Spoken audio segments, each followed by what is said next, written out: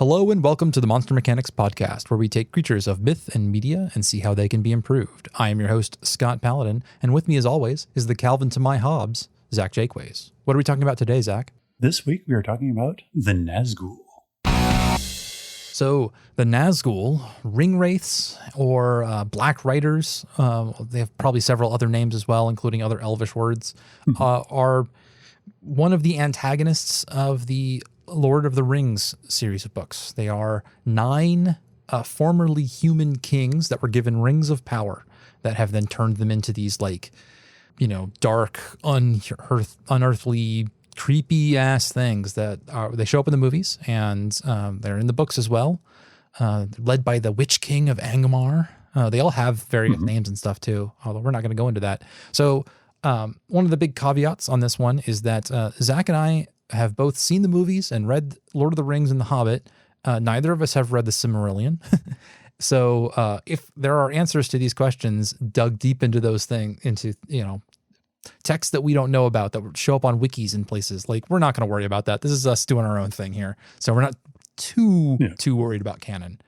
So I think the image that we're both thinking of is those Peter Jackson movies, really kind of took over my image of the Black Riders, the Nazgul. They look so good. Oh, absolutely. They nailed the aesthetic. That is just about the creepiest, dark pursuer figure I could imagine. So yeah, props to them for that. And that scream. Oh man. Oh yeah.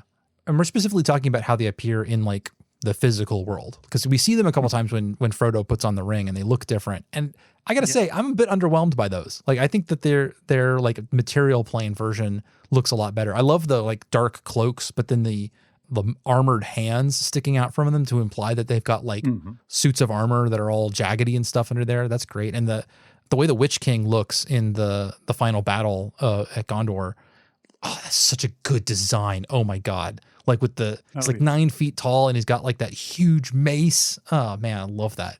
Mm-hmm. The thing he's riding, I forget the name of it. But it's got bat wings, pteranodon looking thing. Yeah, with the huge long neck. Oh, yeah, they really nailed that. I cannot give the Weta Workshop guys enough credit for the various things they did for those movies. They really created an aesthetic that has back channeled its way into the entire way I think about those books. Mm-hmm. But yeah, the way you put it was the just ate a lemon look of them in the is pretty bad. Yeah. Of them in the when you see them in the ring realm or the shadow realm or whatever we're gonna call it. Mm-hmm. But I think the concept, I do love the idea that the version of them that we see in the world, the physical manifestation of them, is not their true form. It's the way we see it. Mm-hmm. That's really cool. I think we can play around in that space some more. Yeah, I almost hate to change that. So I kind of want to focus more on what they look like in this other realm. I feel like that's where we have room for improvement. And I know originally they were supposed to be the 9 mortal men, right? Yeah. Yes. They're 9 human kings who are, I think they're all kings, who are given the rings as rings of power. And they do the same thing that the other rings do, where they extend your life and give you extra charisma and power and stuff. But in this case, none of the men were strong enough to resist the pull of Sauron. And so their wills were subsumed and they were sort of consumed by Sauron's power and changed. Mm-hmm. There's a line I'm thinking about it's in Fellowship of the Ring, where Bilbo talks about how he's lived, he hasn't really aged in the 50 years or whatever since The Hobbit, when he first acquired the ring. But he says that he feels like he's been spread a bit thin, like too little butter on too much toast, which is I love that line, which is why I can remember it off the top of my head, which I normally can't do that kind of stuff. But yeah, I love the idea that it doesn't give you new life. It just spreads the life that you normally would get out thinner over time. Interesting. You're getting by with less and less of it over time. You start off with your normal amount, but it's like that thing where it's the paradox where instead of you're getting half as much each, it's halving itself and getting closer and closer, but never quite reaching the destination of death. Maybe that's what these rings are doing to the mortal men, where it's extending their life. That's a really cool idea. I like that. Yeah. And so what they're ending up with is a form of, it's not enough life to keep you vital and like it's not true. It's like it's sort of a false version of life, which could explain their appearance and everything like that. Maybe they look like, when you see their faces, they look incredibly old, and they still have like strength and stuff in them, but like they have like the old wrinkly skeletal hands of old men and like liver spots and stuff when you see them in the shadow realm. That could be kind of cool. Yeah. And like there's a thing that when particularly when people are old, like the way they bruise is different. Like they kind of like they can get punctured a little bit, and then that bruise will actually spread out and get huge because the body's having a hard time containing the blood loss subcutaneously, and it makes this big red purple splotches. You can just imagine like all of them looking like that. You know, yeah, that would be really cool. So there's an aspect, I don't remember if this is in the books or not, but it's definitely in the movies where like when Frodo puts on the ring, like they can see him better. Like he lights up like a Christmas tree for them. And that proposed to me that like and the fact that they look different in this other realm and they see him more when he is in that realm makes me think that like what we're seeing in the physical, in the regular world that everybody else is really just a projection of their true selves, which is in this other shadow realm, wherever it is that the One Ring takes you. That's really cool. We should play on that. Yeah. Okay. I think the other interesting kind of moniker for them is the Black Riders. Yes. Is what they're often called. And I feel like that's kind of like an important aspect of them, is that they're tied into like being these pursuers, always riding in search of the ring. Yeah, and yeah, the fact that they can't like settle down and like form and they can't like, they're no longer tied to a place. Like it's interesting because they're all kings, so they all would have had a kingdom at some point, and then now they are restless and never can settle down because they're the Black Riders. Like they've had that central part of their identity robbed from them in this way too, which is really neat. Yeah, I definitely agree on that one. One thing that would be kind of neat would be to give them, like, make their mounts part of their like identity more. Like the Witch King has his big, like they all start off on just like black horses, and then later on in Return of the King they get upgraded to these big, flying kind of dragony things, kind of wyvern style creatures. What if that wasn't just like, Sauron decided to give them a present for, I don't know, the birthday or something like that. It wasn't just like a physical object, a real creature that was giving to them, but it's the mounts become like a manifestation of their power or an extension of themselves, maybe. Okay. Yeah. And that like maybe that how much they can manifest that and how useful they are is like in direct relation to, like, let's say how close they are to Sauron's seat of power. So like when they're out across the world on the other side of the Misty Mountains, they can only get their black horses to form. But on the, like just outside of the gates of Mordor, like they can make those mounts into the giant flying dragon creatures that we were talking about. Oh, yeah. And then maybe like, rather than like seeing like a physical creature there, you would see like the shadowy outline of a creature, that they're riding on. That could be really cool. Oh, that's kind of cool. And I love the idea that if there's like a natural extension to like this power, like to go beyond, like if Sauron had conquered, like what would their mounts be like? Yeah, they could have either they have like the winged creatures all over, or maybe like even grow larger and like more powerful. So another interesting idea would be that like these guys, they were separate individuals back in the day. Like these were all like there were several Númenórean kings and several. One of them was an Easterling. Some of them were something else. Okay, those are the ones that are listed. Several Númenóreans and an Easterling. So there's got to be other guys in there. But like these were all individuals once, and like now they are kind of all the same. Like they're all they when they appear in the world, they like they all wear the same hoods. They all have the same swords. But what if when you see them in the Shadow Realm, in that place that's where they actually exist, they all like retain the individuality of themselves back there. Like they specialize in different ways in that way. Interesting. But that when we see them in the physical world, we're only seeing a projection of them, and all of those, because like two men's shadows could look the same, but even if the men are different, like these projections into our world happen to look all the same. That could be kind of cool.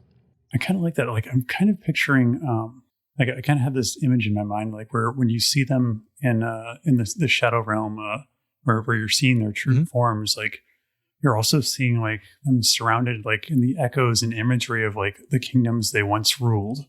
Ooh, yeah. I'm not certain how that would manifest exactly, but I feel like it's kind of a cool idea to play with. Yeah. So maybe it's one of those things where like when their power is great, like when they are really strong, they start to they're able to project more of that shadow realm, that sort of place where past and future mingle with them into our realm and project it.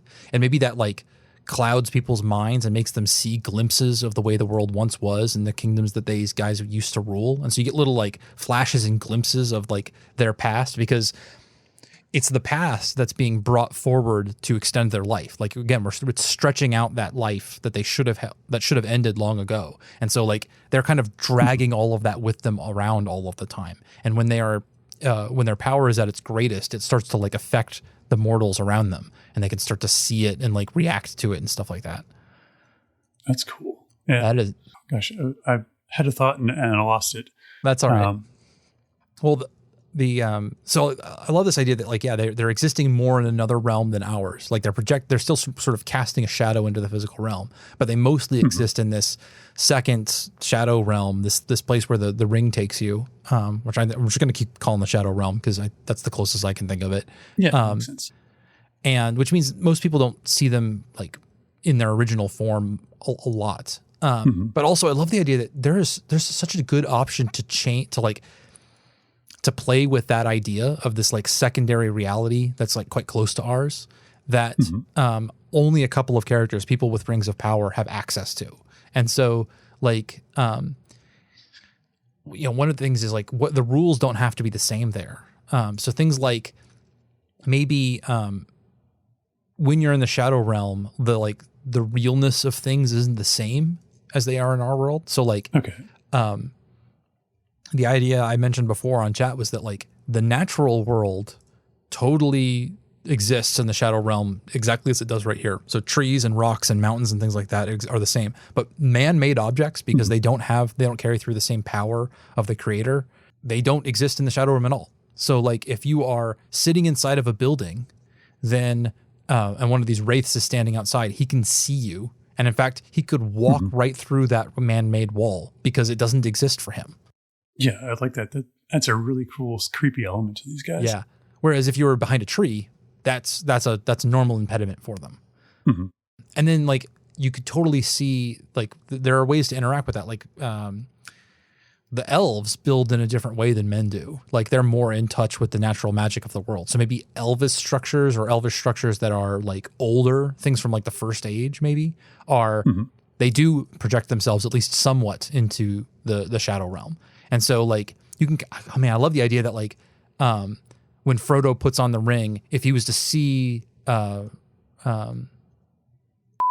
the name of it? Oh crap. The place where the elves are. Rivendell. Rivendell? Yeah. Rivendell. The moment I almost said that, and then I was like, isn't that the place where Archie lives? Which I think is Riverdale. That would be a very different comic.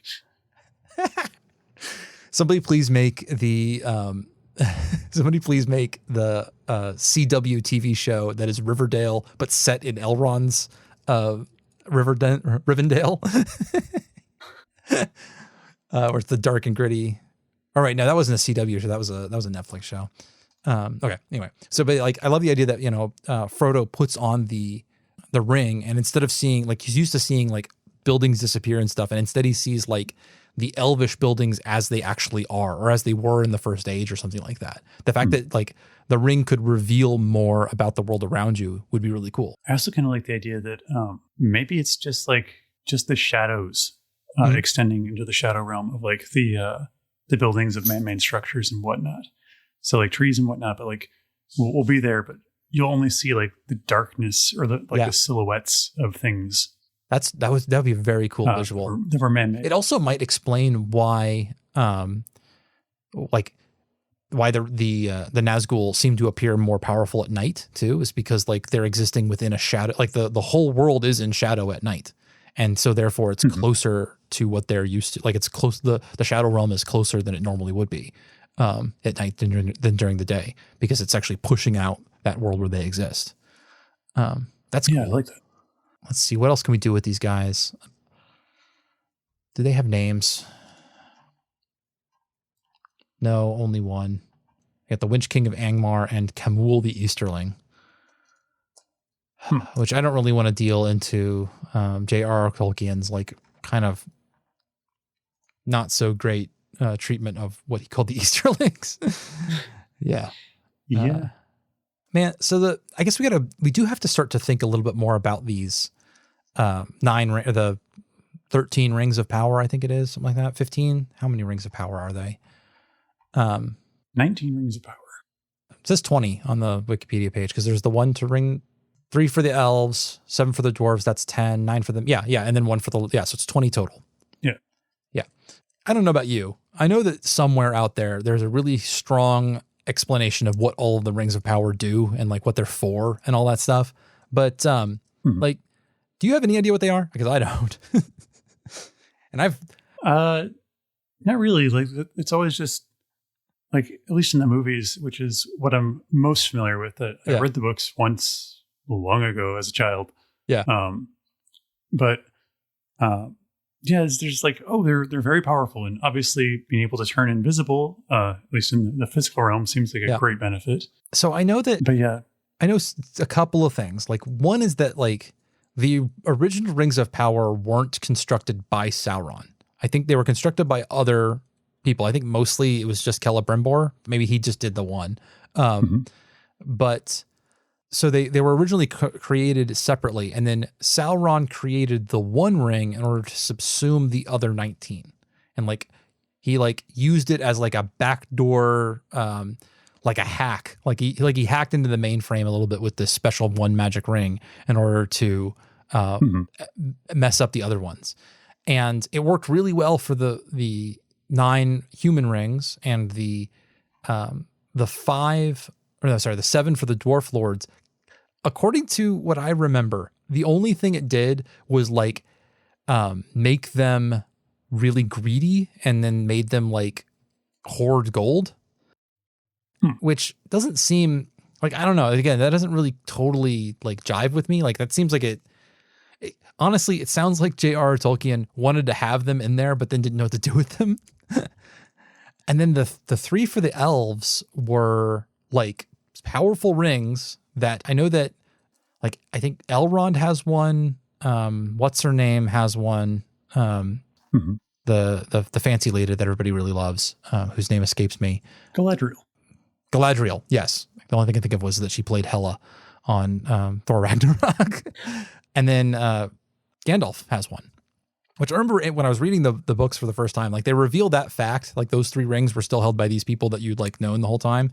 And they were just like using them the whole thing. And I'm like, it's like right at the end of the book, like literally like Frodo's about to get on the boat to leave the world and go die. And Gandalf's like, oh yeah, by the way, those 3 elven rings, we've had them the whole time. They're right here. It's cool. Don't worry about it.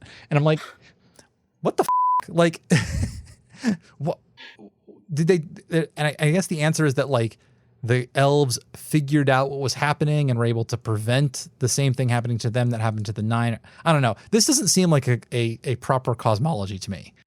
Yeah, there's a lot of stuff that just felt insufficiently explored, at least in the trilogy. Yes. And like, I know the One Ring, like the power that we see mostly is the ability for it to turn you invisible, which I like the idea that it's not really turning you invisible. It's putting you into the shadow realm, like the place of Sauron. And it looks like invisibility to everybody else, but it's actually doing something else, which is that's a really cool manifestation of that power. But I know also like it's like it's a part of Sauron's soul, or his magic. Like he put it into this ring. In fact, he put too much of it in there, and that's why he's been weakened this whole time. And everybody who like, because Frodo keeps offering the ring to people. He's like, here, you should take it. No, you should take it. No, you should take it. And everybody's like, I'd love to, but I would be terrible with it. Like I would use this power for evil. And I'm like, which implies that it has tons of power, that if you could access the power within it, you could do all kinds of really cool stuff. And it's just the fact that like, I guess Frodo's a dumbass and doesn't know how to do it, or because he doesn't know magic. So maybe it's something like that where like you have to be able to unlock the powers with, you know, knowledge or something like that, or with your own magic, I guess. Like you could imagine like each of them giving okay. So you could imagine each of these rings, like each ring has the power of the ones in the tier below it as well. Mm-hmm. So like the 9 rings for the men have the lowest amount of power each. The 7 rings for the dwarves have that amount of power plus some additional stuff. And then the 3 have, for the elves, have that plus the ones below it. And then the 1 ring is more powerful than all of them together. It can do what each of those individually can do plus more. That seems reasonable to you? Yeah. Okay. So, and then at each of those tiers, you could think about the kind of people those rings were made for and what it is that they would want more than anything else. So like the 9 rings extend life. They give you a longer lifespan. They the promise of eternal life, because mortal men, as the like most short-lived race in Middle Earth, that's what they covet more than anything else. Like they want to have more life. Whereas that's not super important to the dwarves and the elves because they live long, hundreds of years anyway. So that's like the base tier 9, like the 9's power. Like those rings extend your life. Okay. Mm-hmm. And then the dwarves do that, and then they also do something else. Maybe like maybe it like allows you to sense other. I was gonna say like gold and gems, but because that seems like what dwarves would want. But maybe there's a better answer there, depending on how you like define like what you think the sort of the base nature of a dwarf is. I feel like maybe there's like an innate like understanding maybe of like the stone, like because like stereotypically dwarves are always associated with like impressive architecture, like long lasting craftsmanship. Yeah. Maybe it gives you like a cool take. Yeah. Like an additional perception of the material world and like the properties that are around it. And maybe like an ability to like see and sense some magic, which is something like one of the things, maybe I'm misremembering this, but if I remember correctly, dwarves don't like interact with magic normally. Like they're able to make very fine rings and very fine swords and stuff like that, but they don't have any like wizards amongst them.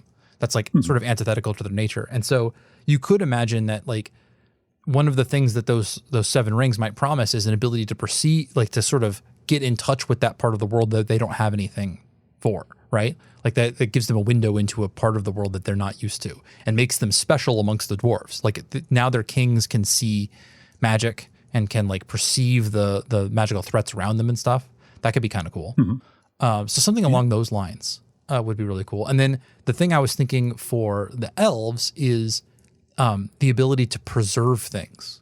Like because the characterization that I can think of for elves in the Lord of the Rings series more than anything else is like they want things to stay the same. Like they don't like the idea of change. They want to preserve the old ways. And like it's only at the end of the Lord of the Rings when like the last of the elves leave, and it's because they're like, yeah, it turns out that like this is a world where things have to change, and that doesn't have any place for us in it. And they instead go off to like their version of heaven where things are always as great as they always were be. And I'm like, to me, I'm like, wow, like your idea of heaven is like the world that you had thousands of years ago. It's not like, it's like antithetical to progress. But like, there are beautiful, like important things that come from preservation too. Like, you know, they can keep the world around them, or like the things from rotting. They can keep disease at bay. It makes them healers. Like there's positive signs associated with that as well. I mean, all I'm hearing is basically elves peaked in high school. Yeah. On a global scale, they absolutely were those guys who peaked in high school and are just riding off of that this whole time. And they don't want to wake up to the world where now they are a fat car salesman with a bald patch instead of the quarterback.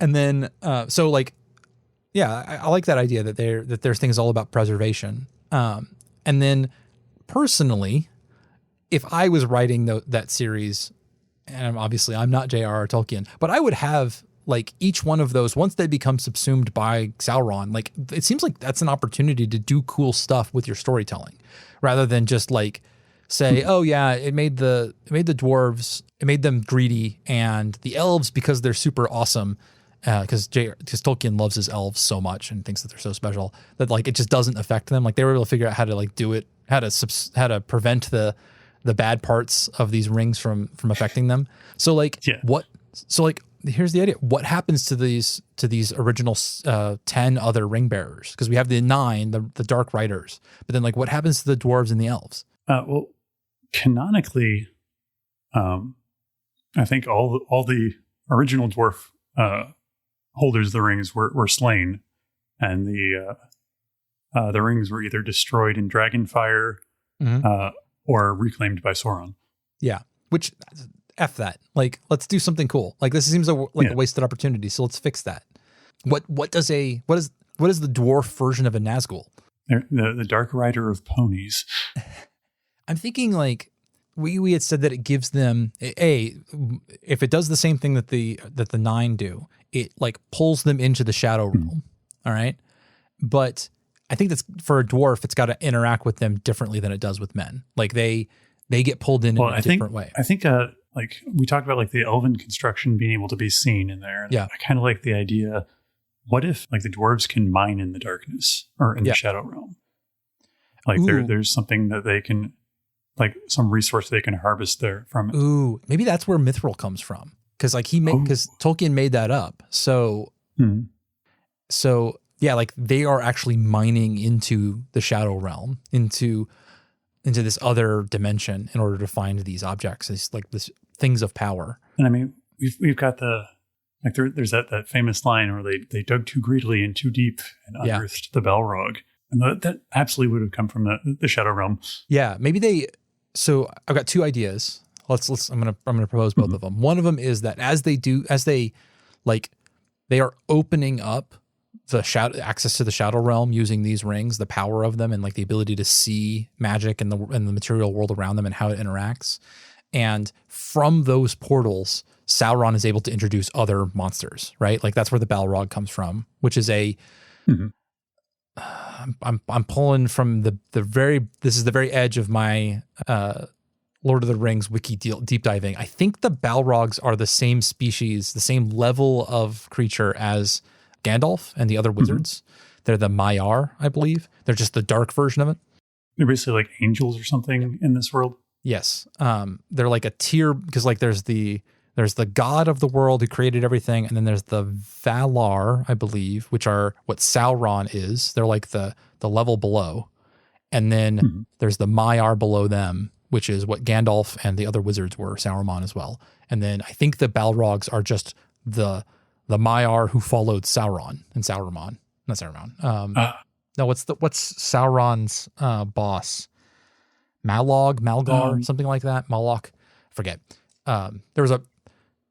This is again, we neither of us have read the Silmarillion. I'm just pulling like what I remember from reading the wiki like billions of years ago. Okay, so maybe though, like during the point where the defeat of what's his name, Sauron's boss, all of those guys got locked away. And it is through the mining of the dwarves that those portals are opened and these things get introduced back into the world. And maybe other interesting and crazy, and maybe not even like necessarily evil things, but just like more like things that weren't meant to exist in this world make it their way, like failed designs for creatures and stuff like that could find their way through. And then the other that was one proposition. And the other one is like the Nazgul, these dwarven kings, the 7 dwarven kings, like they go deeper and deeper into that shadow realm and eventually they disappear.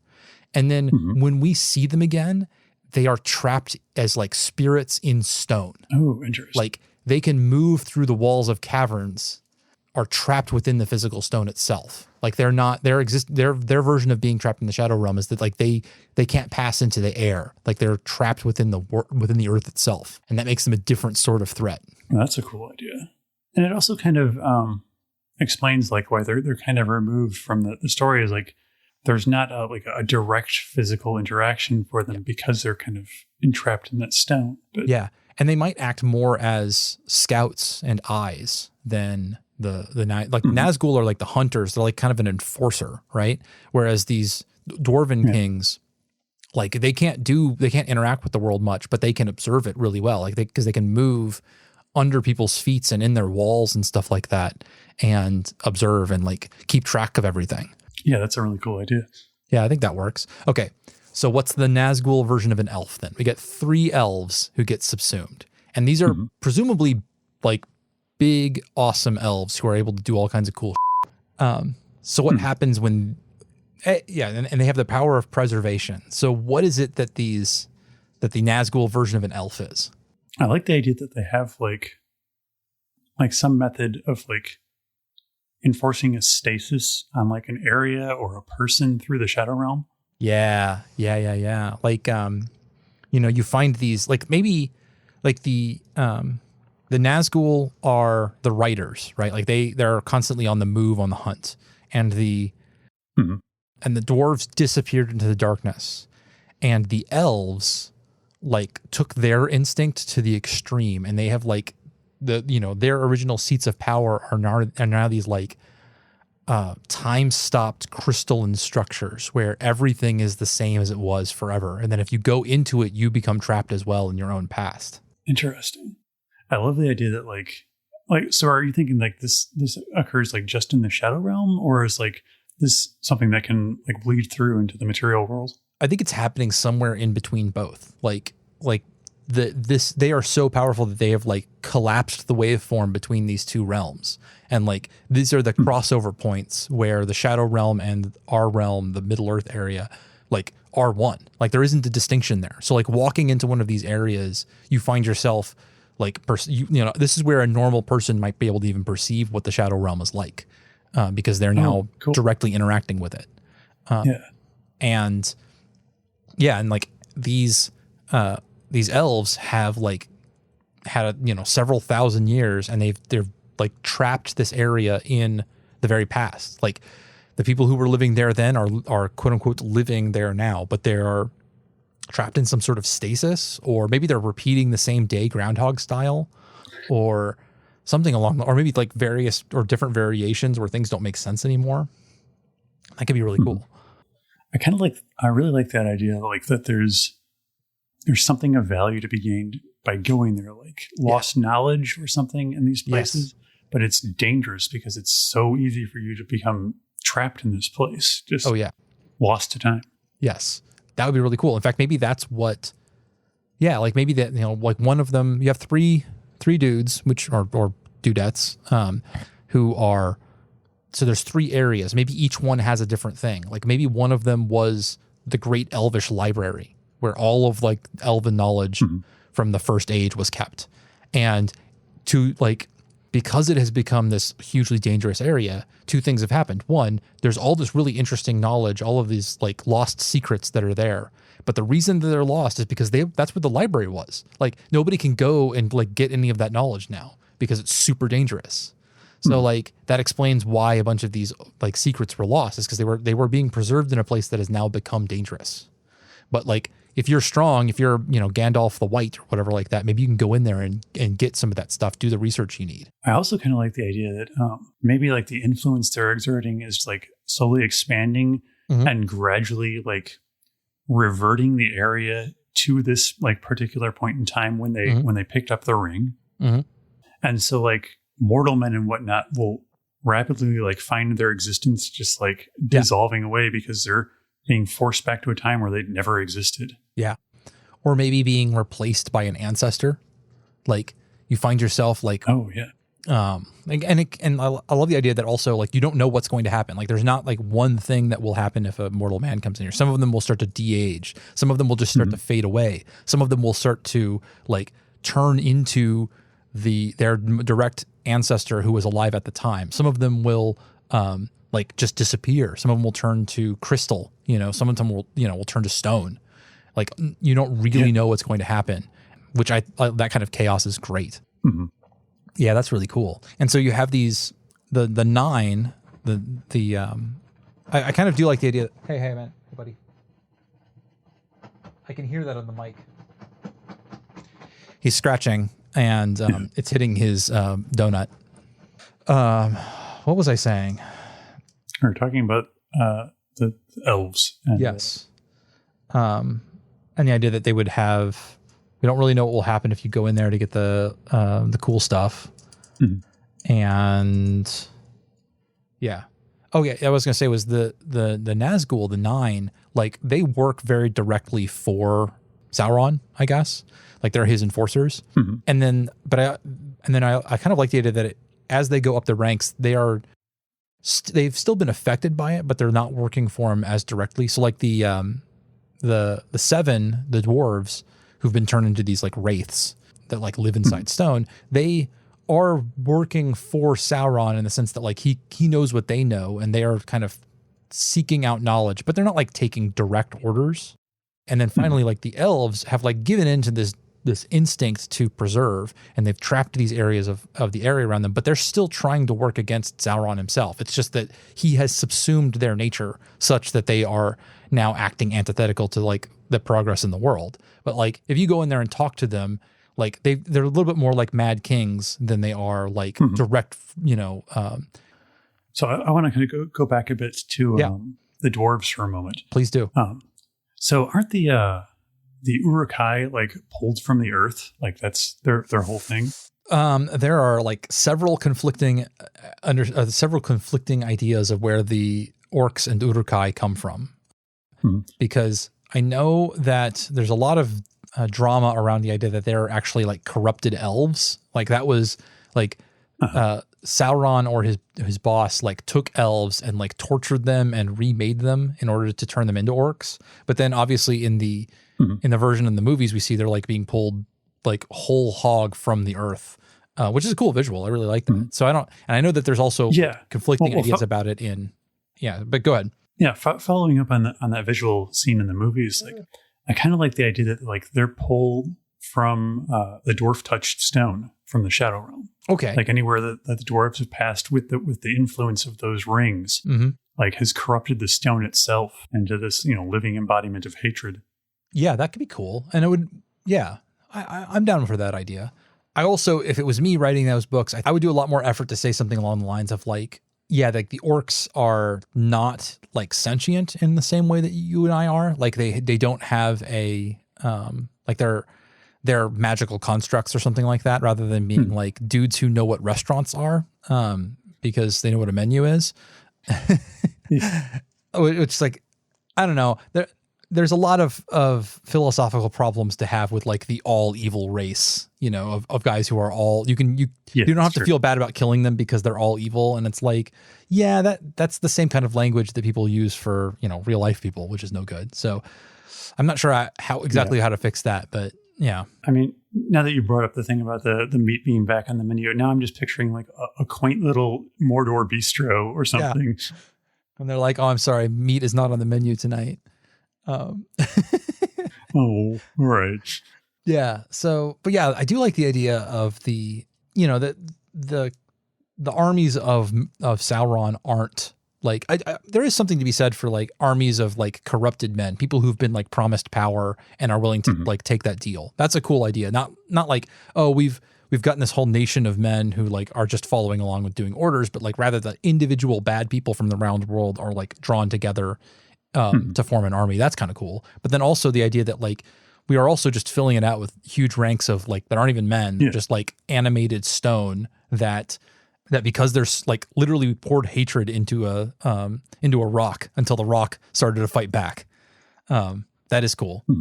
Yeah. Maybe it's like gems or something like that that are touched by those by the 7 become like little concentrated hatred little rocks that you can then implant in something else that like you can construct the orcs.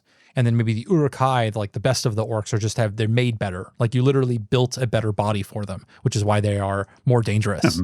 That's cool. That could be kind of, that has some appeal to it. I could see that being a better version of it than like the idea that like, cause literally people are like, oh yeah, well, killing orcs is just like killing POWs who've like been brainwashed. And it's like, oh, come on, guys. Like, hey, can't we just have some stuff every once in a while? But then also like, I guess also Tolkien probably could have spent some time thinking about this a little bit more too.